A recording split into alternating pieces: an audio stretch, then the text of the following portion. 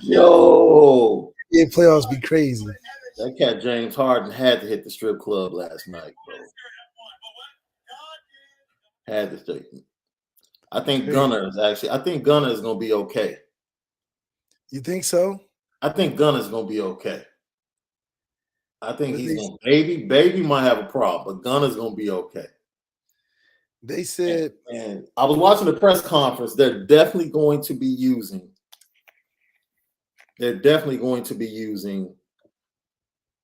the shop episode with Gunner. Gunner got a little bit too chatty. Remember when he was telling Rick Ross how they used to run the neighborhood before he moved into the crib? He got a little bit too chatty, dude. Started spitting out the name of the gang and stuff. I'm like, hey, there it is. There it is. You're running your mouth a little bit too much. That cat LeBron got you real comfortable up in that shop. That wine. 2 weeks later, 3 weeks later, here comes an indictment. See, but the thing is, when you with Rico, all they got to do is just say you affiliated. That's all they got to do. Are you catching the murder charge? The everything. You everything. So it's like, they don't even have to do much. Everything. That Rico is so ridiculous, man. It's really like a ridiculous. It's like, can you even do that? It also just shows that, like, if they want to get you, they're going to get you. You know, it ain't nothing you can do about it. 7 years? Man, look. They've been looking at you for 7. It's like, yeah, they got you. What do you mean? That's what I'm saying. 7 years, so they got you. There's nothing you can. It just shows that no matter how big you get in the rap game, if you really do think about that.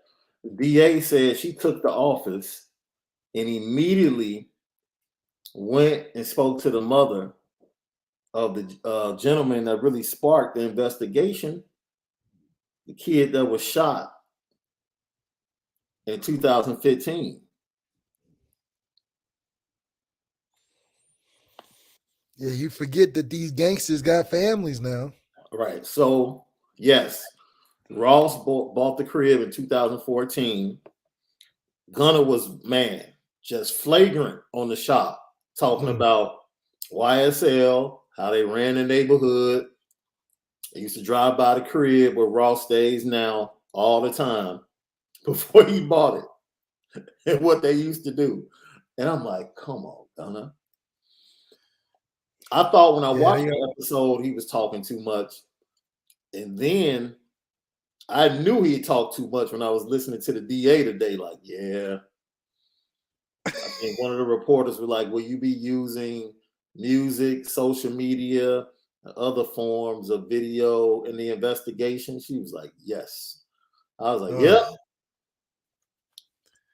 Yeah, it ain't no running in that. No. They start reading off lyrics and it's just, yeah, you done. You done. What's up, LL Nation Lucky Lefty Podcast, man? Woo, I'm your boy SD2 Mics, the original Lucky Lefty himself, Coach Malik, Coach Leak. Don't forget, as always, we're featuring and brought to you by Onora Whiskey, OnoraWhiskey.com. That's that premium American whiskey, OnoraWhiskey.com. And if you're going to drink, make sure that you drink responsibly. Also, don't forget, the Lefty himself, Irish Players Club, tomorrow night, 8 o'clock, with special guests. Who you got coming on, bro? We got Braylon from Texas, the 4-star receiver, and we're also bringing on Bobakar. Is that how you say it? Bobakar? Yeah. Yeah, so we're bringing on those two guys, fresh new commits. I mean, not fresh. We got some fresher commits than that. And that was new. Yeah, that cat.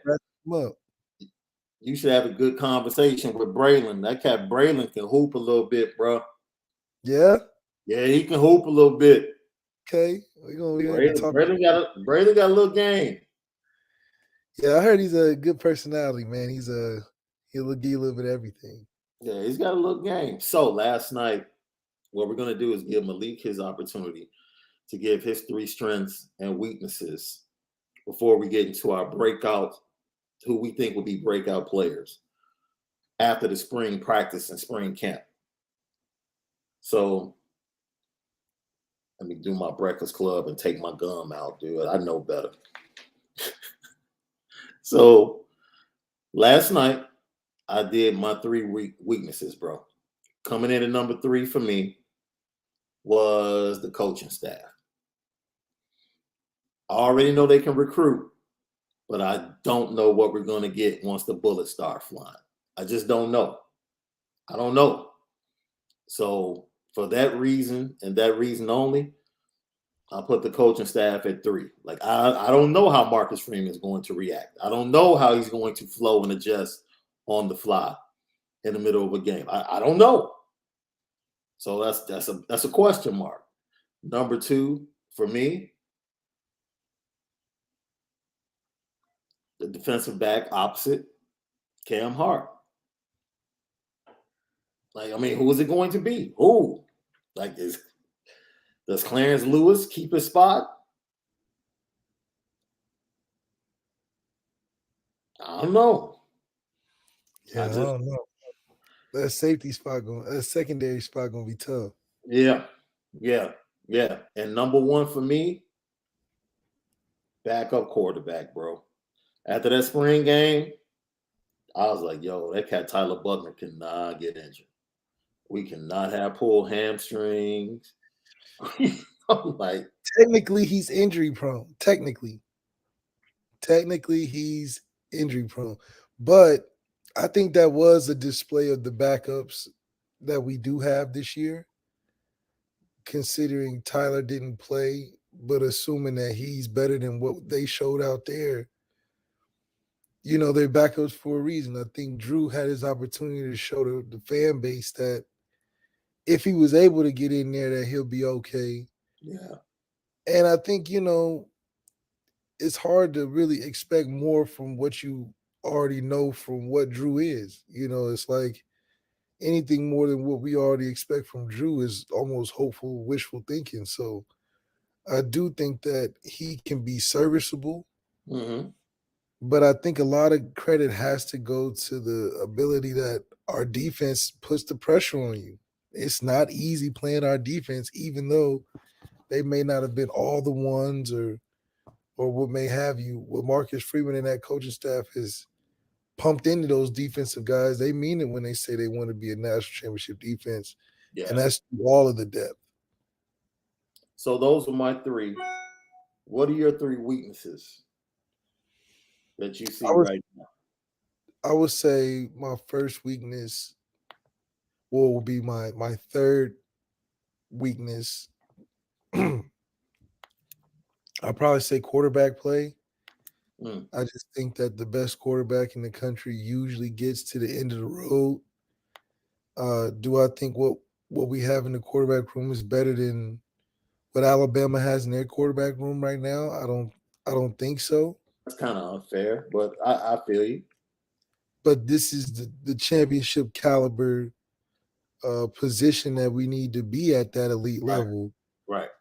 Because that's what you need to get through the playoffs, not Right, just regular season. So yeah, do think that we have a good quarterback room to get through the season, but the weakness before we get into it, I do think is the quarterback room, unless they make a lot of gain in the fall camp.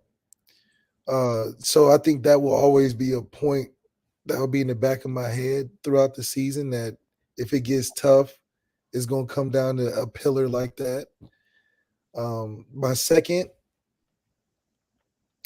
would be the offense in general. Can we score enough points throughout the season? Do we start hot like we did against Florida State and then cool off and struggle and go tit for tat with teams we should beat, like the Toledos, Virginias, and Purdue's after, you know? So I think that what we say last year, 40-point average has got to be where we really want to be at just throughout the season. I think that if we hit that average consistently on offense, I think we definitely go undefeated, but put us in a good spot to compete towards the end of the season.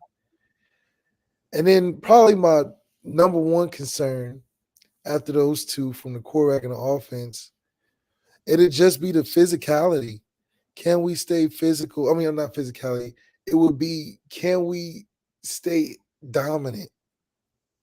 Can we stay dominant through the months of November and December? A lot of talent, but dominance is important. And I think that comes with being able to be fresh with your depth. There's going to be a lot of coaching staff decisions because we have a lot of pure athletes on there, a lot of tough decisions on who's going to be in the rotation. I think that's something of a concern because we haven't seen this group of talent together, even though we trust them individually. The group of talent together, can they manage a talented roster that we have? And it's only getting more talented.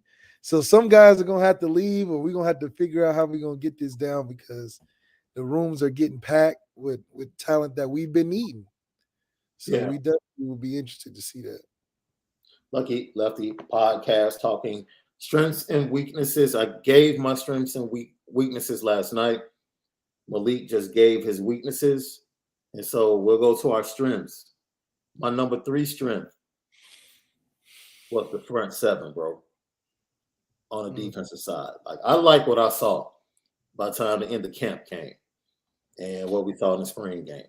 The depth along the defensive line, the youngsters coming of age on the interior.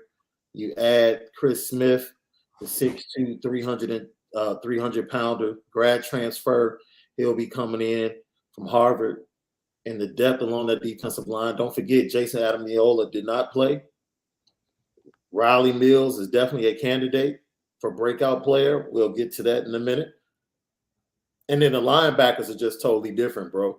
Like, we swiped out what was in the Fiesta Bowl, and now you have Botello, Leofau, and Junior Tuiamaka taken up with some other studs like Prince Collie right there in the mix as well. I'm very confident about that front 7. Very confident. The next strength I said was Brandon Joseph. I think he's a first-round talent.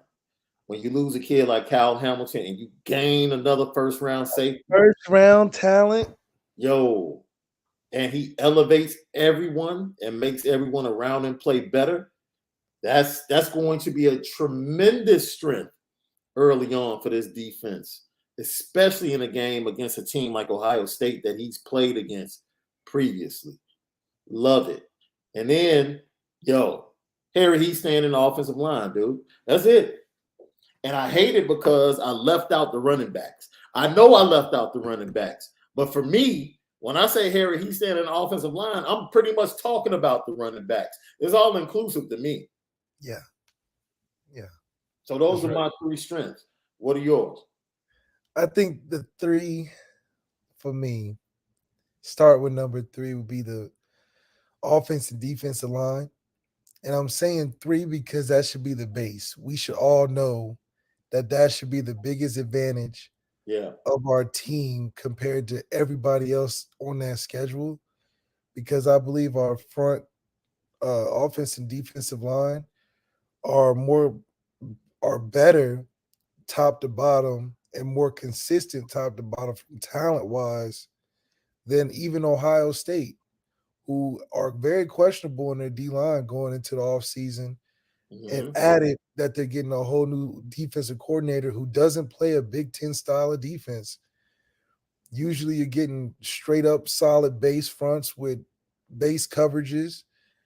Oklahoma State's defensive coordinator is going to challenge those guys. So getting used to that is going to give us a slight advantage in that first game. So I do think between all the toughest opponents on our schedule, I think we have the better O-line, D-line going in, really healthy.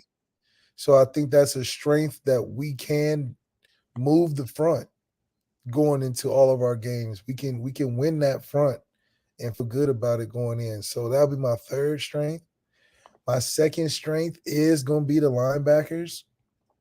I think we've just overly focused so much on increasing the speed, physicality in that locker room and in that position group specifically. I think Marcus Freeman is going to have a lot of pride behind that position. So I think that's going to stand out as a group throughout the season because we have so much depth and so many talented guys. So linebackers is going to be a strength of the team, which I think will bring the leadership along with guys like Brandon Joseph and Fauski. But that leadership is going to be ran as the identity of the team on the defensive side. So it's going to be leadership, defensive driven, and led.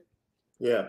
That's a great identity for us to have, especially going into tough games where we may not be touted to win. I think having that edge of being a physically defensive led team is going to give us that balancing act. And last but not least, I think number one, I think the quarterback is our greatest strength, even though it's one of our biggest weaknesses. That's a Because surprise. I do believe that if Tyler Buckner can just not lose the football game, we're going to be in position to win all our football games because we have everything else, I think, adequate enough to be competitive to win the games. So I do think that if Tyler and Drew or a combination of the two is able to not lose the game by giving it away and they can make the plays when they're called on, I think that'll be a great strength for us getting into the games that we need to win getting late in the season. Lucky Lefty podcast. So let's hop into it. Breakout players based upon what we saw in spring practice. You had a surprise that we discussed a couple of days ago. Someone in the wide receiver core that you feel like, yo, this dude, he might end up being a dog this year. That's right. Breakout player offense, I gotta go JT Jaden Thomas. When you look at the kid, you just think, okay, he's leading that room. You know, he's got the moxie. He doesn't say a lot, but you can see it in his eyes that he's got something to him that I think, you know, when you go into games, like even when you look into the NBA playoffs, when it gets late and that crunch time goes down, even a team that has been so great like Memphis, they look young because it wasn't a guy out there that they said, give me the rock. And I think JT is going to be that guy where he's saying, give me the rock, like a John Morant in crunch time where Tyler can depend on a guy like that to go win those 50-50 balls and make a play at third down. I think he's going to be a key in that room because I know Styles is going to be a key, but they're going to be trying to double Styles by the half of the season because he's going to be running by folks.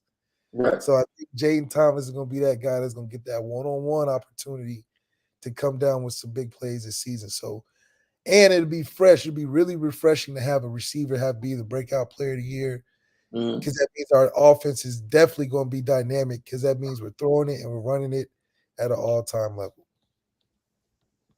Who's your defensive breakout player of the year? Man, I think I've been saying it in the beginning. I'm saying it now. I'm going Prince Collie. I think Prince Collie is found his groove. I think he's got the right stuff around him and led by the right stuff with Coach Larry Nitis and Al Golden and Marcus Freeman. And I feel like that trifecta is no way you can fail. And with the linebackers being a big strength of the defense, he being in the middle of that is like the quarterback on defense. And I'm expecting, you know, the team to be defensive led, and it's going to be with him leading the charge or a big part of it. I'm going to go offensively. You know, I don't like low hanging fruit, bro. I don't like low hanging fruit. So the easy guys, you know, I'm going to go ahead and I'm going to take a running back.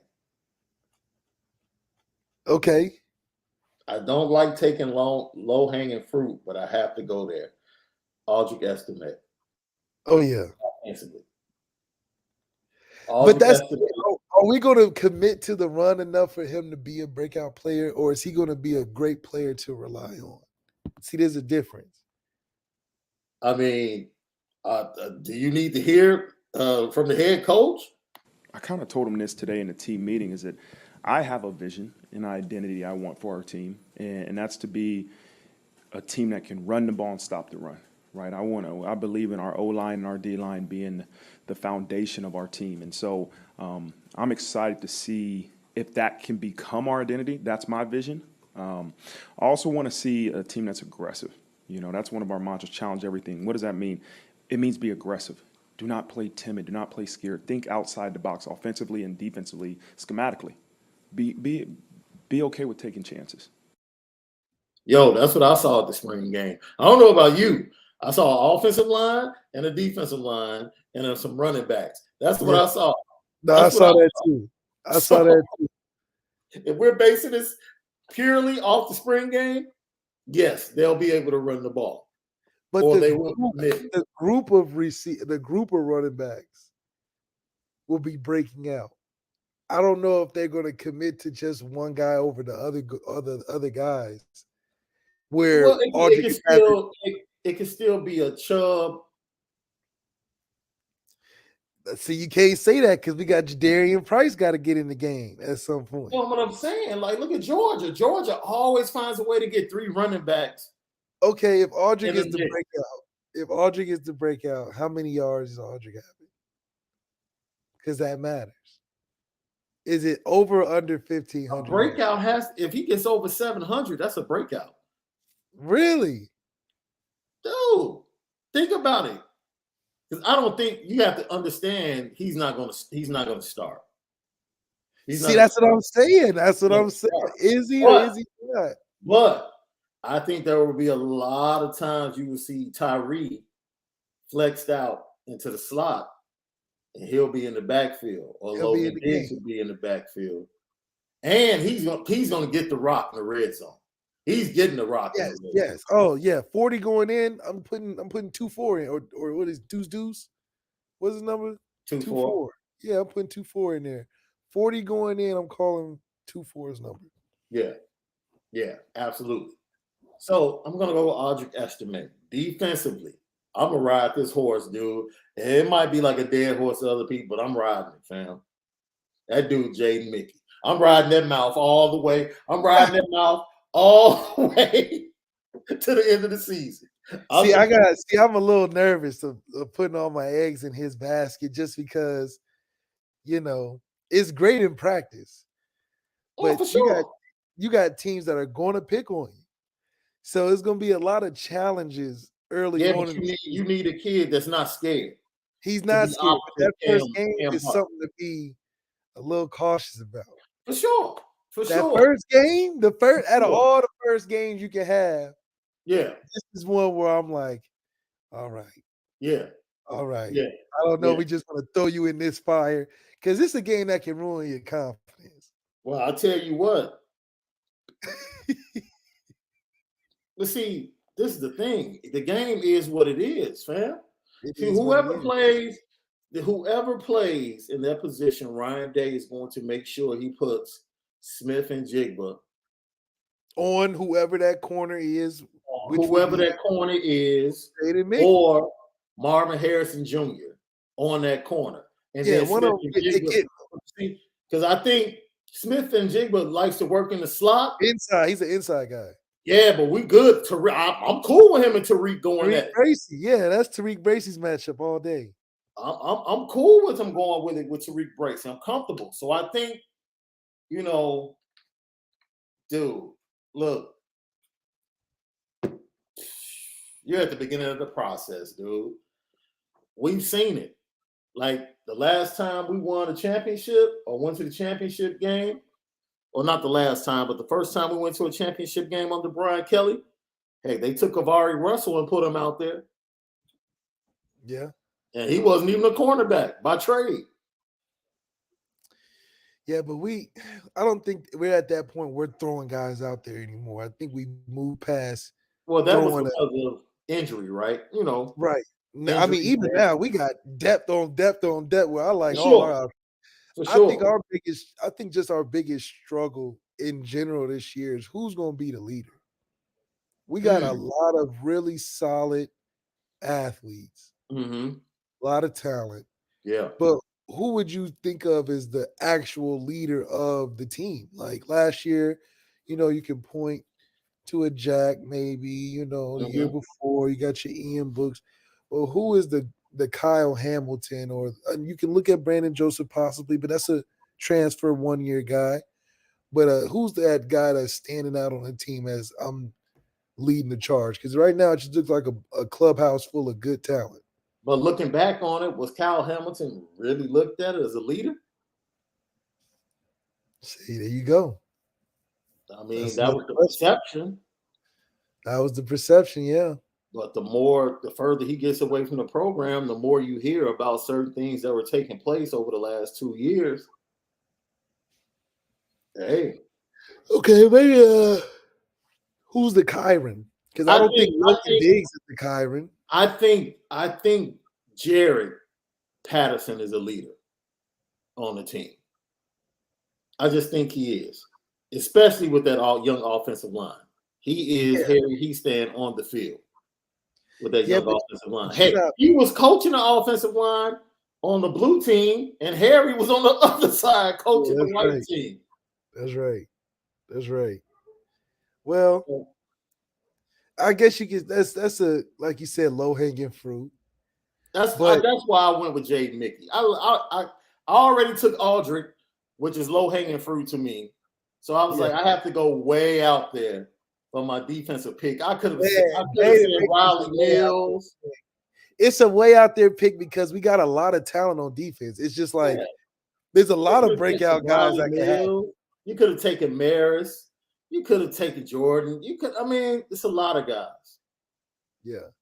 It's a lot of guys. It's a lot of guys. Howard Cross. Heck, I could see somebody saying Cam Hart if he plays like a first-round pick. Shoot, he was in Vegas like he was, so I'm expecting big things from him too. Cam comes away with 5-6 interceptions. Works his way into consideration for a first-round pick. Man, he can be considered. He's got to play more like a corner this year and not a receiver playing corner. I would like to see a little bit more technique. Our boy Ashley Hill, nah, bro. No. JD ain't got enough talent to be leading the charge right now, No. Because he got to worry about getting on the field. Duke Life 007, Junior T. Just the fact that he's on the field starting as a true freshman says a lot. Yeah. That says a lot with the talent they have at the position. It's going to be interesting. It's going to be interesting. I'm telling you, it's going to come to a very intense fall camp because the guys are going to start realizing that not everybody going to get all the snaps. Yeah. When it comes to winning, which is a good thing. But when it comes to winning, coach ain't just going to be looking over his shoulder, throwing guys in all the time. Sometimes he going to look at them 3-4 guys and be like, look, y'all going to have to take these next couple series straight. Yeah. Drunk Vivo says Tobias Merriweather when he gets on campus, hey, I'm just saying. Him and Braylon and all the young guys we got coming in, it's going to be a hectic competitive practice for sure. It's going to be crazy. Because that 23 class, half of those guys got to start. Keon Keeley got to be in there. You know what I am? What made me feel better? To go back to my weaknesses, or one of my weaknesses, which was the backup quarterback situation. I actually Angeli was better than I expected. Yeah. I mean, what did you expect, though? Huh? What did you expect, though? I didn't expect him to be as mobile. I really didn't. Oh, well, you didn't watch his tape. Yeah, he moves a lot better than I thought. And I could see him being serviceable by the time you get to the halfway point. A better Hendricks. Yes. A better Hendricks, I think. Yeah. Because he's like quick twitchy for a guy that's kind of big. And Hendricks was a quick twitch for a guy that's like a power back, He's like, but he move his feet real quick. So you're like, oh, okay, like who are the only guys that would not qualify for breakout player? Like Isaiah Foskey couldn't get it.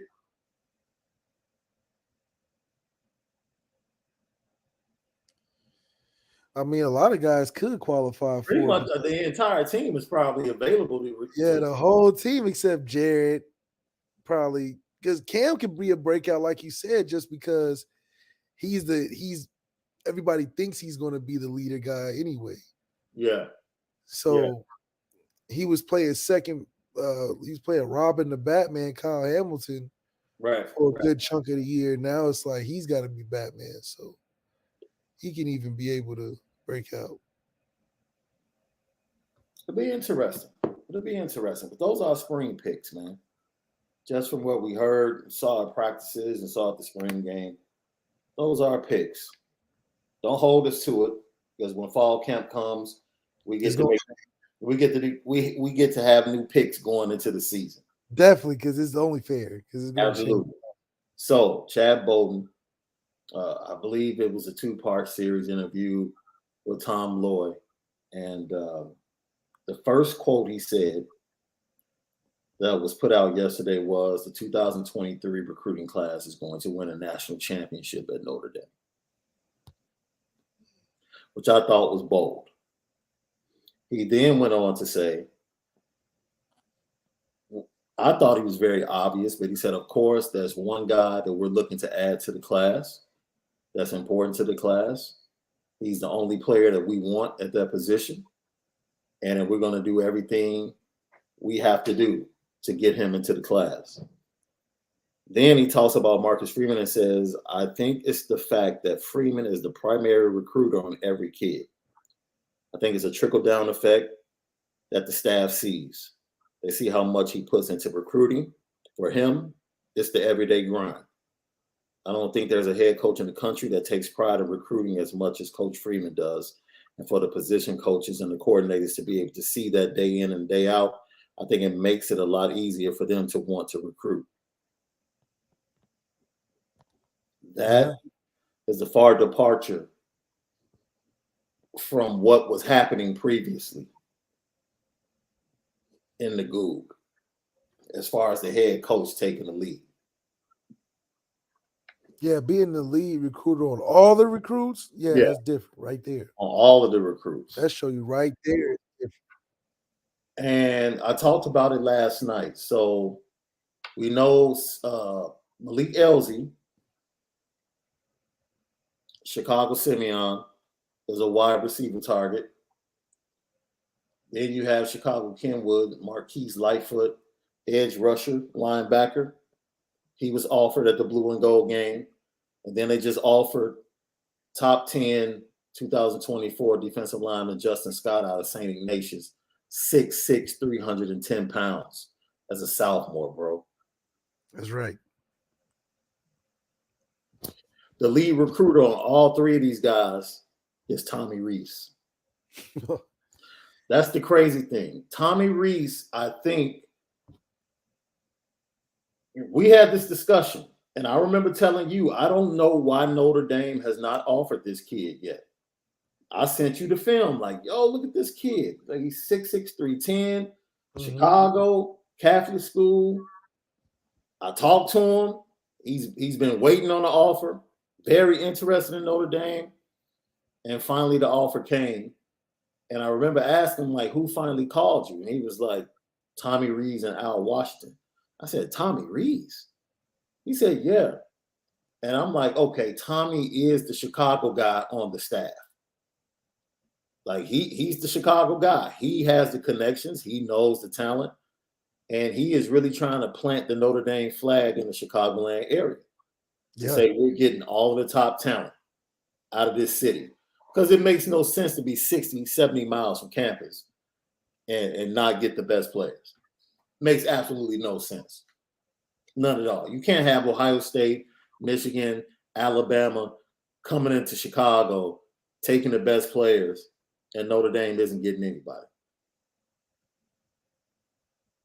Yeah. Just can't have it. And Justin Scott, I mean, this kid, bro, for those of you that have not seen Justin Scott's film, he is, when I spoke to him, I wrote an article about him. He talked to this kid. He admits, bro, this is his first summer his first summer hitting the weights.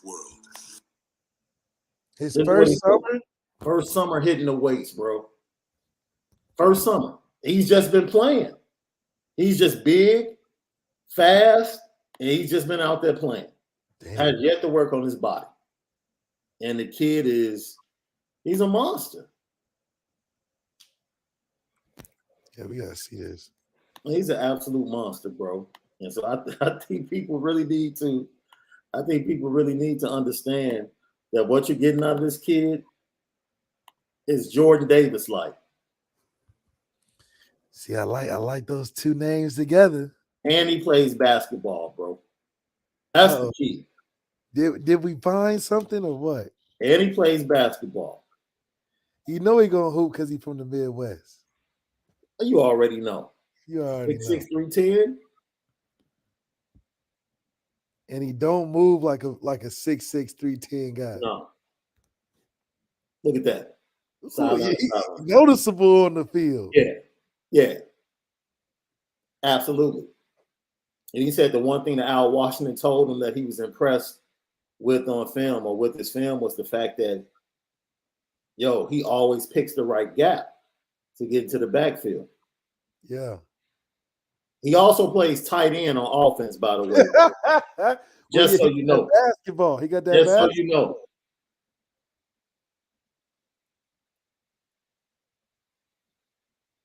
He just looks like a load to deal with. Like he has no clue how good he is or how good he can be. None at all. This is his sophomore film. Just in 2 years alone, he can get so much better. Yeah. Oh, absolutely. He's going to be a monster this year. Monster. Very competitive league. Chicago Catholic League. I mean, the Chicago Catholic League doesn't look small at all. They look like they got some big boys in that league. Well, you have schools like De La Salle, Mount Carmel, Loyola Academy. Loyola Academy has some monsters every year. Every year. They just do. You line up against those kids, and you're wondering how they get so big. Like, where are they getting these tree trunks from? I mean, this kid is huge. 6'6", 310, bro. Just natural. That's without any weights, without any strength. Yeah, like he not working out for real. No. He looks like he's just out there playing. like he not knowing like, oh, I'm really getting in there. He just So he's a 4-star Rivals, 4-star 24/7, 5-star on 3. It's the number 6 D tackle in the nation.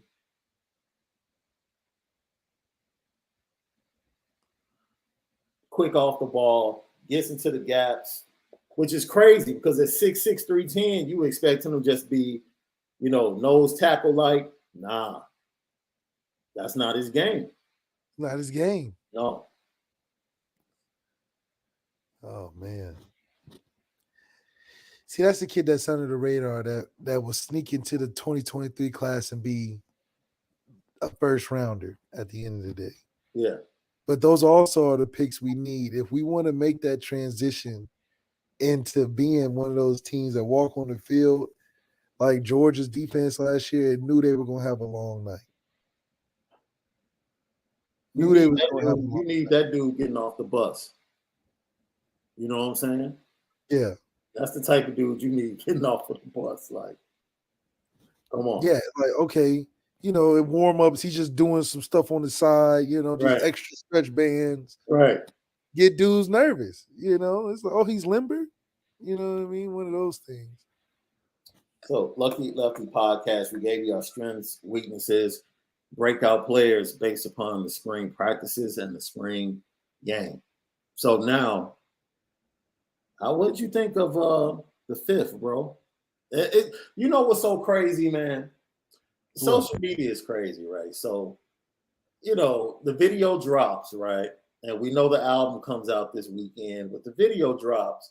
And I'm looking at people on social media talking about, man, I was tearing up listening to the song and watching the video. And, He means so much to the culture. And I'm like, dude, it's a song.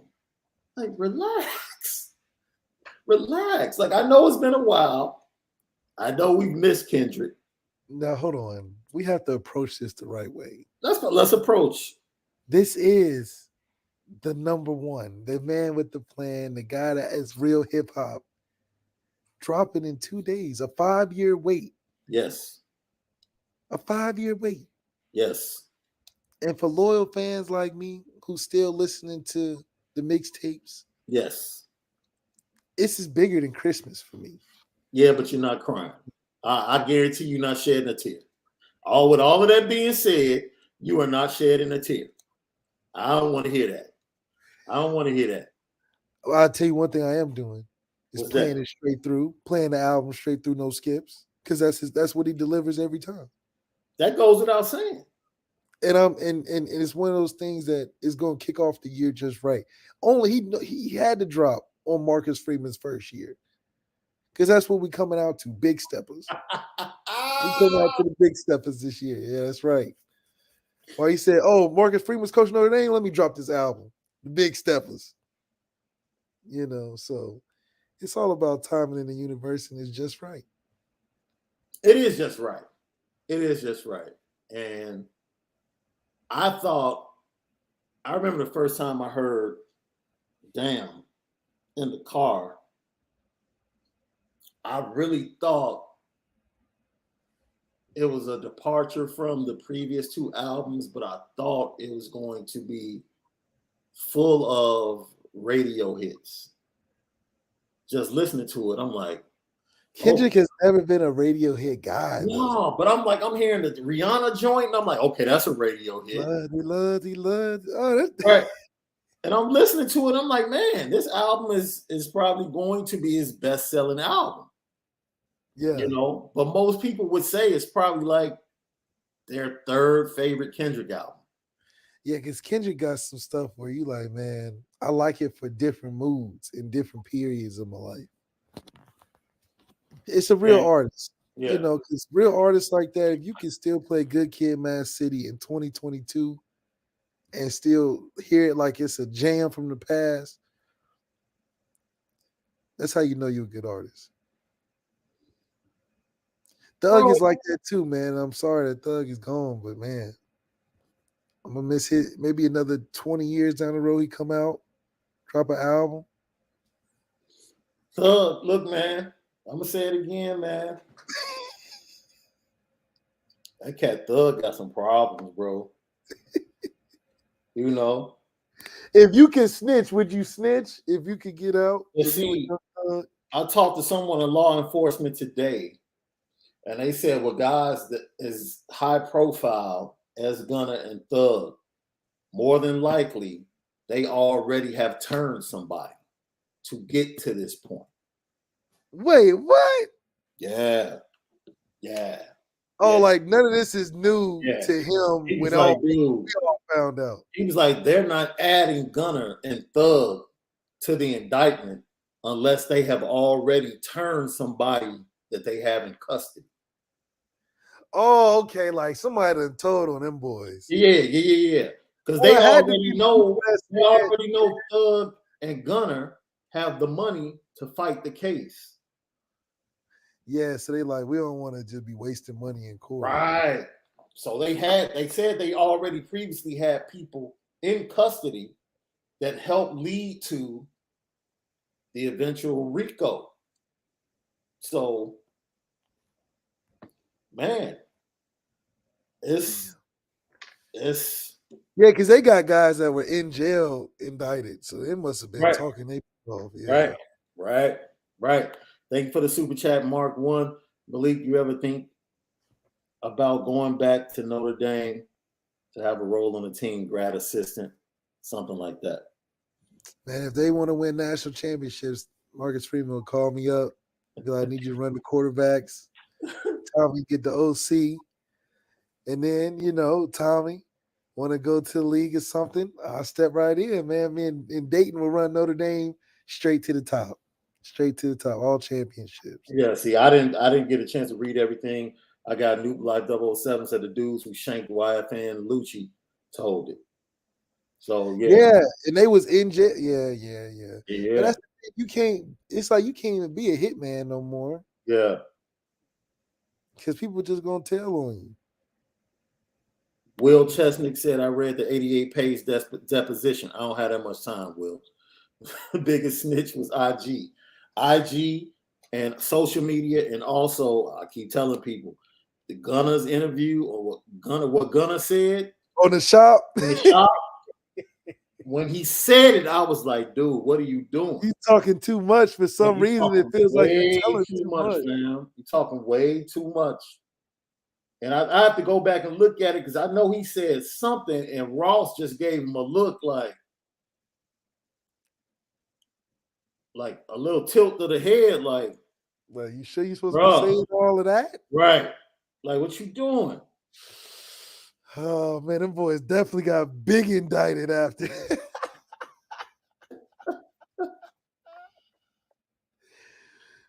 So, yes, I guess there's nothing wrong with not living what you rapping about because you don't get in trouble. You know what I mean? Man, look. Hey, cats might want to go back to the days of, preaching about, somebody else's life that they're around, bro. Yeah, like Pusha T. Hey, as long as it works. As long as it works, it keeps you out of jail. I really don't think dudes matter. I don't think they matter, dude. What do you think? Man, at this point, man, when you got the feds like that, I mean, and the DA, she's fresh in. They only trying to make you an example. You ain't getting no benefit of the doubt like a regular case. You definitely getting blasted on the media. And it's crazy when you reading some of the deposition because it's like, man, you basically saying all the stuff you made our job easy. And that's what they do. It be having the lyrics in the deposition said, it literally word for word. I didn't kill nobody, but I had a hand in doing it. Like, oh. Right. Like, oh, word? You just gonna say that, huh? That's man. Oh man. If I was in the studio, I would have been looking through the window like, That out there. We gotta cut that. We gotta cut that. But are they your real friends? Like somebody is not being a real friend.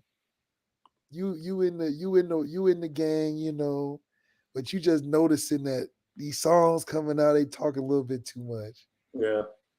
Or what are you saying? If you in there, you like, hey guys, maybe we shouldn't release this song. That's my point.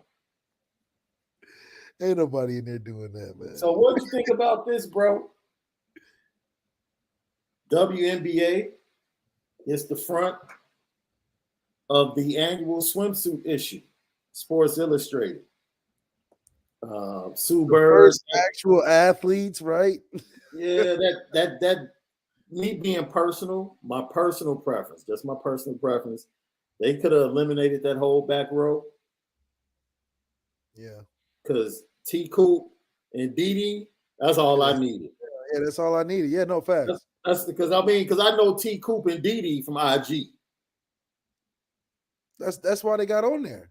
That's why they got on there. Everybody knows them from IG. Sue Bird, it's like, look, then they started doing diversity. They were good, and they said, let's just put diversity in. They could have swapped out Sue Bird easy for our Golden Dome. Easy. Oh yeah. Easy. Sue Bird could have gone. Breanna Stewart. She ain't played about 2 years. and look at her, dude. I mean, like T Cooper, she knew what the mission was. You got to see the solo shots T Cooper took, her and Didi. Oh man,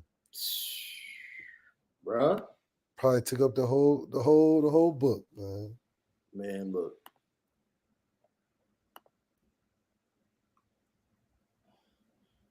Edie took one I'll of the watch. skin. I'll watch the WNBA. They be having some primetime games lately. Yeah. Here you I'm go, like, bro. Here's Didi here's Didi and Coop side by side. Dude. see, look, That's all you needed. They could you see, just let them do the shoot. that's great marketing right there. Oh, I don't heck know yeah. what you need all the other sheets of paper for in the book. That's The the same magazine is thing. complete. It's Yo, complete. Jay chilling. We're saying the same thing. Where's Skylar, bro? where in the world is Skylar? Shooting commercials or something, you know. That's Didi Richardson, bro. That's Didi. See, New you better York. turn on them games. New York Liberty, Turn on baby. them games. That's Turn on that's them games. that's Didi. That's Didi, boy. And T Coop. Hey, shout out to our boy Alvin Kamara, boy. Alvin Kamara, you know, Shout out to Alvin Kamara. God bless you, brother. having God great off bless you. season. Great off Great season. off. Kicking it with T Coop all over the world, Paris, islands, everywhere. Yeah. Yeah. And he just got paid. Man, that And brother he just living got it right. paid. That brother doing it right. Yeah, brother. So look, man. Shout out to the WNBA. I thought it was a very smart idea. Brilliant marketing. Shout out to Asia Wilson for getting that contract that was near the max for the WNBA. Man, the fact that the max is really like only like 300K. Continue prayers for Brittany Griner. Hopefully she can get back to the States in a little That's not while. funny. That's not funny, but that's funny. Man, people said they thought they were watching the wrong show. They said, We oh, cover culture. We cover a little bit of everything over we here. at cover the- everything, man. You have to talk about the WNBA on the front of the swimsuit issue. Yeah, we all watch it. That cat Will stupid. Will said I hit them all.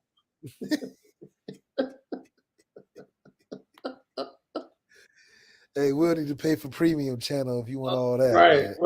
Right. And Jay Chillin said, man, I had to turn the phone sideways for a better angle.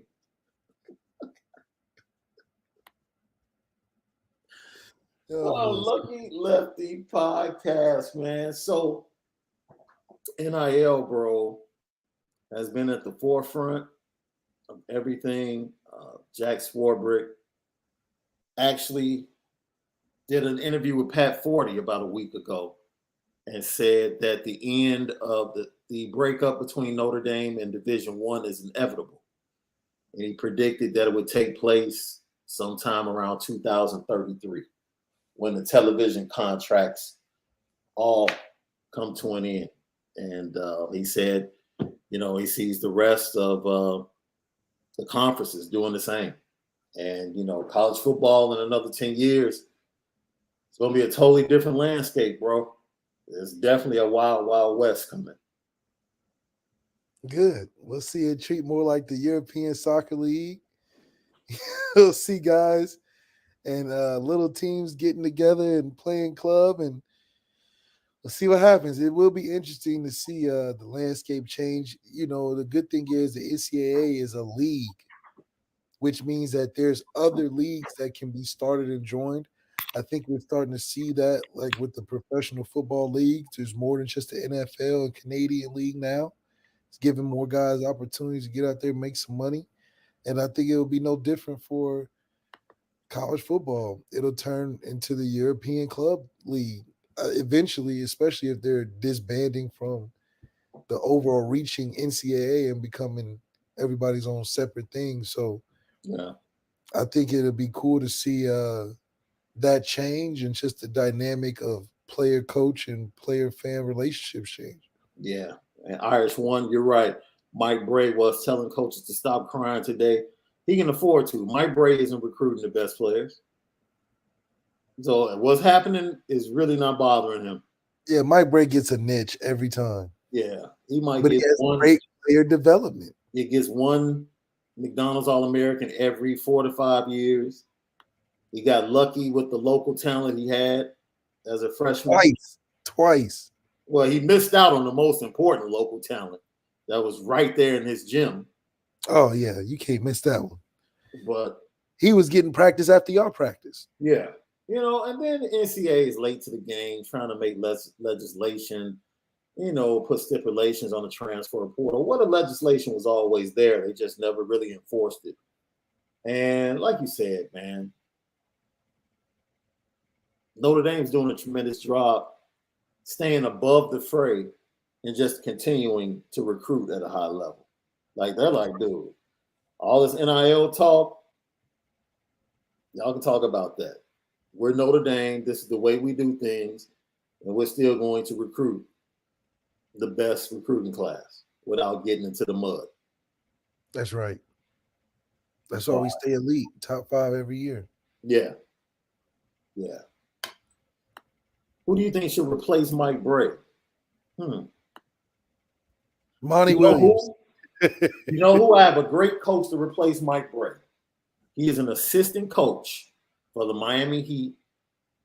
Comes from a great organization, same organization that produced Juwan Howard. And he played point guard in Notre Dame. And he sits right next. Oh, Eric Atkins. No, Chris Quinn. Oh, Chris Quinn. Okay, yeah. Chris Quinn.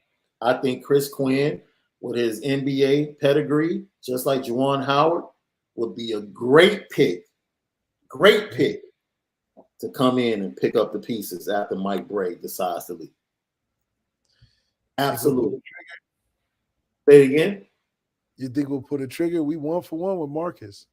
Heck, they might as well ask. Yeah. The worst thing you can do is not ask. That's the worst thing you can do. That's true. Is not ask. All you kids out there, especially it's prom season, the worst thing you can do is not ask. It's the worst thing you can do. So, Lucky Lefty Podcast, man. Hope everybody enjoyed today's show. As always, follow us both on social media. Follow Lucky Lefty Pod on Twitter and Instagram. And then hit that like button, man. Smash it. Bro, what are we doing now? You're back coaching. Your schedule has changed. Yeah, let's get it in the mornings if you can. We're back to mornings. 10 a.m. 8 a.m. Right. 8 a.m. for him on the left coast. 10 a.m. for us. Central Standard Time. 11 a.m. Eastern Time. We're back at it. So we'll be right back with you tomorrow morning. 10 a.m. Getting it done. Coach Leak is out there making these cats run gassers, keeping them late. That's right. See, I knew he was that type of coach. I could tell. We're on our Coach Carter right now. We're gonna be the most in shape. We got to beat Polly. Polly got Nico Valida. We got to whoop him this year. Oh, we he transferred. Yeah, we got to whoop up on Malachi Nelson in the scrimmage. We got to whoop up on Bosco. Is the Rayola kid from 24 that just committed to Ohio State? He's a California kid too, right? Yeah, I gotta check where he's at. I don't think he's in our conference. Son of longtime offensive lineman Dominic Rayola. Yep. For the NFL and played for the Nebraska Cornhuskers. That's right. Yeah. It's very interesting, man. It should be very highly competitive. You see Notre Dame this is what I'm saying, man. Notre Dame doesn't care, bro. Like, what is the main feeder school into USC? Let me show you how gangster Marcus Freeman is. What's the main feeder school in California to USC? Everybody knows. Modern Day. Notre Dame and Marcus Freeman walked right into Modern Day yesterday and today and offered 3 kids. Like, we don't care. We don't care. We're here. Yeah, We're here. That's right. We're here. We want your running back. We want your defensive back. And oh, by the way, that dude too. Yeah, all 3. We taking them. All 3 of them. Yeah, in his green swag. That green swag hard now. Dude, you have to love the way Notre Dame does not give a darn right now. As a staff. You know, it matches the podcast, baby. They just don't give a darn. You know what time it is. Petticoat.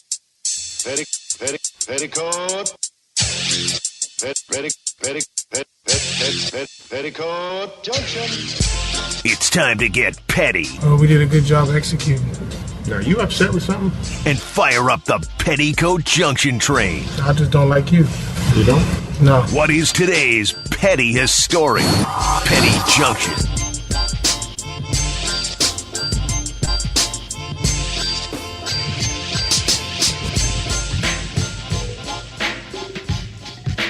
Petticoat Junction. Yep, Petty Junction. Pettiest story of the day. And bro, put me on the petty train. Because when I saw this today, I said to myself, I have to go ahead and be petty. Tyreek Hill, my man, you already feeling the effects of what it's like to be where you're at. Come on, man. Watch him have to slow down. It's in slow motion. Look him have to slow down and wait for the ball. That guy Tyreek Hill like, I'm already almost pulled a hamstring right. messing with you. I have to wait for the ball, man. But once again, dude, throwing from the end zone. Let's see. That's about the 45 at the most. Yeah. Struggling. And it ain't getting no better. You got Waddle on the other side. Struggle train. So to Tyreek Hill, my man. Yeah. We got to put Tua and myself on the petty train for that throw. Mm-mm. He'll know the difference. He'll come across running one of those routes across the middle. Think he's going to get the zinger like he got with Patrick. And that boy's going to hang him out to dry. He's going to get lit up. Yeah. It's not going to take much for Tyreek to start saying something. But you got paid, so you got to shut up and dribble, right? Yeah. And shout out to, Fox giving that bag to Tom Brady. Tom Brady is good. Nobody knows if he's good on TV yet. You know what, man? A lot of these guys aren't good because they're not entertaining. Like the Manning brothers are entertaining. Surprising. They're entertaining. They're silly, but they're really good interviewers, really good stories, entertaining. Tony Romo gets on my nerves. Because he's a run trick pony, dude. You think he's too much of a clubhouse guy? Like what they're about to run right here. I can already tell, Jim, they're gonna run the screen right here. They're gonna run the screen like dude. Let Jim call the plays and you do color, my man. Yeah. Do color. Yeah.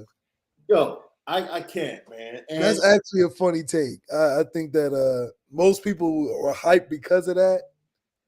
But now it's just like it wears off. It wears off because it doesn't have the aesthetic anymore. It becomes an impediment to how you view the game. It's like, dude, shut up. It was cool, like you said, when you first started, like, I bet. And then now it's like, no. They getting sick of Chris Collinsworth, too. I be reading Twitter. They be talking crazy all the time to Chris Collinsworth. Sunday night? Yeah, Monday night, too. Sunday night. It's Sunday night. Like Al Michaels is a treasure. I love Al Michaels. Tirico is okay. Yeah. What do you think about Troy? I like Aikman. I like Bucket Aikman. I like Bucket Aikman. I like the combination. I like Joe Buck, though. Joe Buck good, too. Yeah, I like Joe Buck. Yeah, I like the combination. And you know who's my favorite, though? Who was that? The ball guy, my guy. What's his name? Ball guy, not Booger, but he did draft the other guy. Oh, you're talking about Lewis Riddick. Lewis Riddick. That's my guy. That's football. I like Lewis Riddick. Yeah, I like Lewis too. Booger is okay every now and then. And Randy's not bad neither. You know who I think would be It's really not like you dope? start crying. You know who I think will be good because they're just good, period? I think Strahan would be good in the booth. No, I don't know. He too entertainment for me. No. That's what makes it fun, dude. You put him with the right person. Man, because some of I'd these rather have Nate Burleson than Michael Strahan do color. I mean, but Nate is just a solid dude. I'm going for excitement, dude. Nate is just a solid. He's more No, excited. Nate is just a solid professional dude. Yeah, he's gonna get it done. He's gonna get it done. He's gonna get it done. I want Flutie off of the call for NBC. I know that. I know that. He about as stiff as Drew Brees. He about as stiff as Drew. I think Drew is stiff like Flutie. Oh yeah. I like Drew, but then I'm like, he's too coach for me. He's not TV. I can see that. I can see that. I mean, you might as well. It's Notre Dame is your station. You might as well have a Homer vibe in the booth, dude. Good grief, right? Like, Look, go ahead and put Ryan Harris in the booth. Take him off the radio. Like, just put him on TV. Radio. Yeah, he was working during the spring game. He was doing the Peacock broadcast. Absolutely. I'm all for it, dude. That would be dope, though. Me and Ryan, we should definitely do that. Y'all should do it. And we need to have like a YouTube version of the game. Yeah. Right? Live game. Kind of like a simulcast, but have it be like on YouTube, you can cuss. You know what I'm saying? So say like it's you and Ryan Harris, and you know, you're doing a play-by-play, and Tyler takes off and fumbles the ball.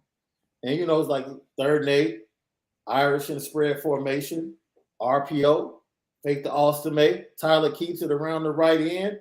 Oh, ball's on the ground. God damn it, Tyler. What the hell are you doing? That'd be a dope play-by-play, bro, on YouTube, wouldn't it? That'd be dope, right? You get too critical, you know. It'd be too critical. You get to allow too You won't much. be able to control yourself, right? That'd be Man, like a smooth way. not against Toledo. Oh, of course not. But if you heard that type of play-by-play as an Irish fan, you would be like, that's exactly what I'm thinking at home. Like, that is representation of exactly what I'm thinking at the time he put the ball on the ground. Tyler, what the hell are you doing? It's got to be a premium access because, you know, the kids. Oh, yeah. Yeah. But, I mean, can you really keep kids? Kids are so technologically advanced. If they really want to sneak in, you know, that's like me back in the day. I remember we first had cable boxes, dude. I would wait for my father to go to sleep, bro, and just catch the late night clips, bro. Man. Like I knew what was coming on at 12, 1 o'clock. Let everybody go to sleep. I'm down in the basement, enjoying myself, bro. Watching movies I shouldn't be watching. Well, that's how you grow up. That's how you grow up. And I mean, kids would do the same thing. They would do the same thing. And I'm sorry. Jay Chillin said Reggie Bush should call the game. Yeah. No SC guys. Brady to NBC.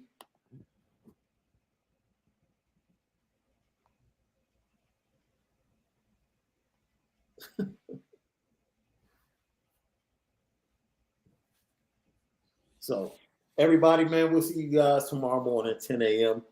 Bright and early. We're back on the morning schedule. As always, spin it different. And I'm telling you, I can't wait to reveal the Columbus t-shirt. The exclusive, limited Notre Dame, Ohio State t-shirt. Uh-oh. Yeah, dude, we don't do the bus. No, we don't. No, we take private planes. We don't do the bus. That's a tease for the t-shirt. Ooh. Yeah. Okay. Yeah. That's how we do it. We appreciate you guys, man. Thank you so much. As always, spin it different today.